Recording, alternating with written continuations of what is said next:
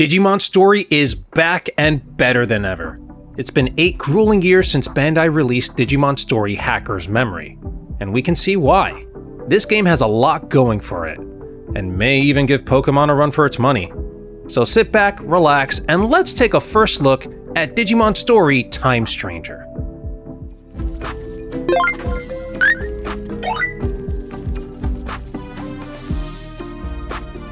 Alrighty everyone, now before we continue, please be sure to subscribe to our channel, hit the like button if you like this video, it's going to help us out a lot.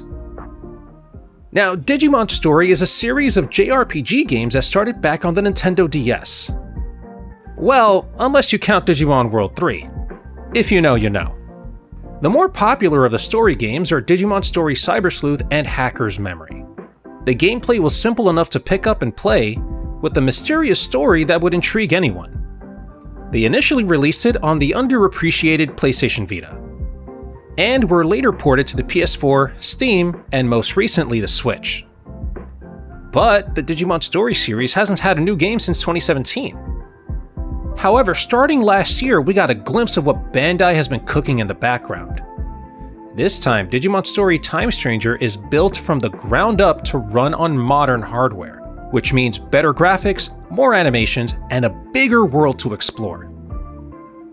Bandai released a demo for this game, so let's take a quick look and see what they have to offer. This game has big shoes to fill, and it looks like Bandai knows this because from the rip, this game oozes quality. In Digimon Story Time Stranger, you play as an agent of Adamus, a secret government organization keeping track of anomalies. What kind of anomalies? Well, they call them phase electron lifeforms, or digital monsters, or Digimon for short. You get to play as either Dan or Kanon Yuki, and from there it's very apparent that the presentation for this game is on point, with music that gets you hyped up and ready to dive into action. The menu system is clean and the sound effects are punchy and get the job done well. There are even some returning sound effects from the previous games. Now, the last games took quite a while for the story to ramp up, but Time Stranger seems to be taking a more disconnected approach, with some events having already happened, but you, the agent, have no idea what's going on. For example, in the demo you'll meet this girl, Inori. She seems to already know the agent, but they don't know her at all. She did save us from a rampaging Metal Greymon, so I guess she's trustworthy, right? Seems like there's a strange battle about to happen on top of a building in the ruins behind the Wall of Hope. Oh, what's the Wall of Hope? Yeah, well, it's this massive structure built to contain something? Apparently an explosion happened 8 years ago, and instead of cleaning it up and rebuilding, they closed it off and built this wall. Strange. On second thought, it's probably a good idea because, remember that Metal Greymon? Yeah, he's not done. He's ready to rumble.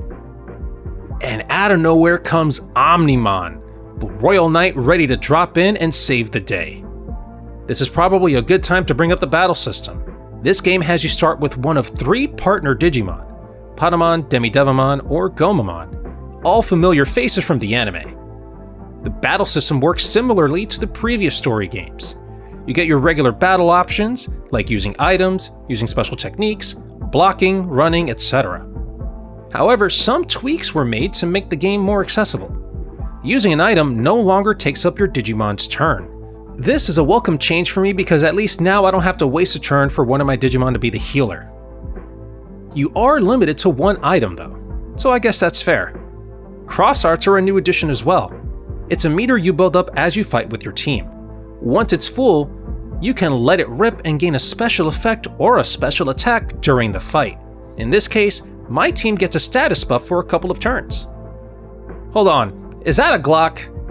Wait, is that a phone too? Wait, no, that's your Digivice. Your Digivice handles all of your important stuff, like managing your party, converting new Digimon, digivolving the members of your party, choosing new skills for your agent, choosing which cross arts techniques to use, using items, etc.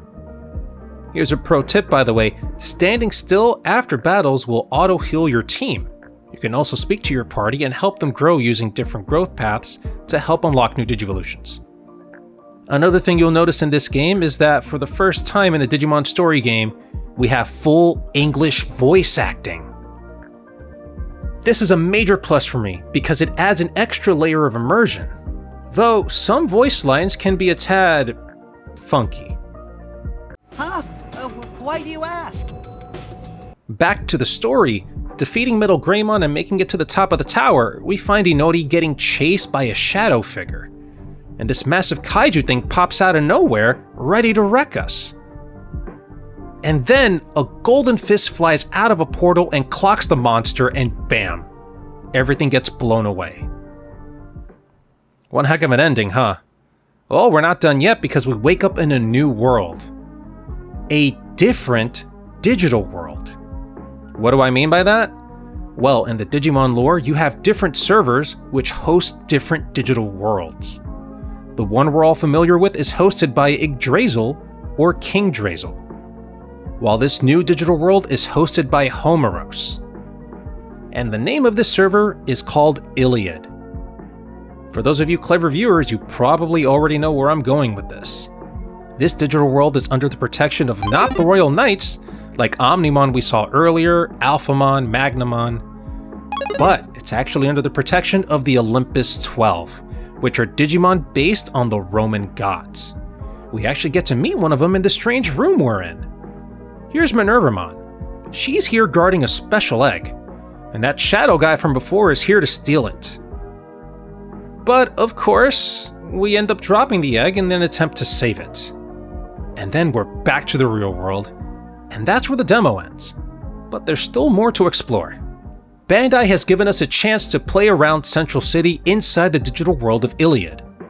And there's a lot to do. You can change your agent's clothes, you can ride your Digimon, which for me is a dream come true because I've always wanted to ride a Digimon. Heck, look at me, I'm riding Unimon! And there's a bunch of story tidbits to pick up on around Central City. We hear rumblings of titans causing trouble all around the digital world. Marukimon, another Olympus 12, is one of the Guardians leading warriors to fight against the titans. We can even meet some of these warriors in this tavern, talking smack, getting squashed, giving you more lore tidbits here and there. It's enough to keep you hooked. I find all of this fascinating, and I can't wait to see what the team has planned for us in this new uncharted world that we've yet to explore. Playing this demo has me convinced that Digimon Story Time Stranger is going to be a blast to play from beginning to end, and I can't recommend it enough that you go out and try this demo for yourself. It's currently up on the PS5, Xbox, and Steam. And if you want the full game, be sure to grab it on October 3rd when it's fully released. And that's going to do it for today's video, everyone. Thanks for watching. If you like this video, please make sure to slap the like button and mash the subscribe button. It's going to mean a lot to us if you do. If you want to try to support us, you can follow us on Ko-fi, you can also join our Discord, and be sure to stay tuned for more amazing content. We'll see you next time.